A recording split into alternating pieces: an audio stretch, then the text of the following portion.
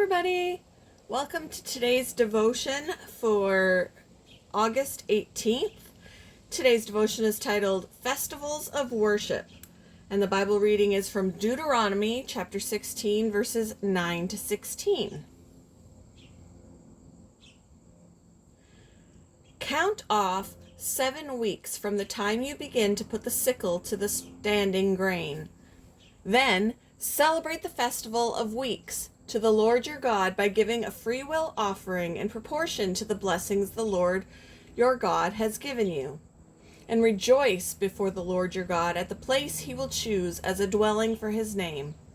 You, your sons and daughters, your male and female servants, the Levites in your towns, and the foreigners, the fatherless and the widows living among you. Remember that you were slaves in Egypt and follow carefully these decrees.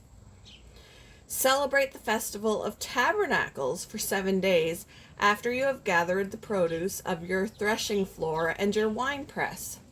Be joyful at your festival, you, your sons and daughters, your male and female servants, and the Levites, the foreigners, the fatherless, and the widows who live in your towns. For 7 days, celebrate the festival to the Lord your God at the place the Lord will choose. For the Lord your God will bless you in all your harvest and in all the work of your hands, and your joy will be complete. 3 times a year, all your men must appear before the Lord your God at the place he will choose, at the festival of unleavened bread, the festival of weeks, and the festival of tabernacles. No one should appear before the Lord empty-handed. Attending a large event might change you in a surprising way. After interacting with more than 1,200 people at multi-day gatherings in the UK and US, researcher Daniel Yudkin and his colleagues learned that large festivals can impact our moral compass and even affect our willingness to share resources with others. Their research found that 63% of attendees had a transformative experience at the festival that also left them feeling more connected to humanity and more generous toward friends, family, and even complete strangers.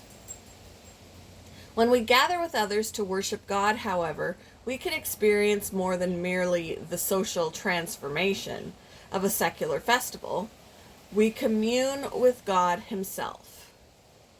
God's people undoubtedly experienced that connection to him when they gathered in Jerusalem in ancient times for their sacred festivals throughout the year. They traveled, without modern conveniences, to be present at the temple 3 times a year for the festival of unleavened bread, the festival of weeks, and the festival of tabernacles. These gatherings were times of solemn remembrance, worship, and rejoicing before the Lord, with family, servants, foreigners, and others. Let's gather with others for worship to help one another to continue to enjoy him and trust in his faithfulness.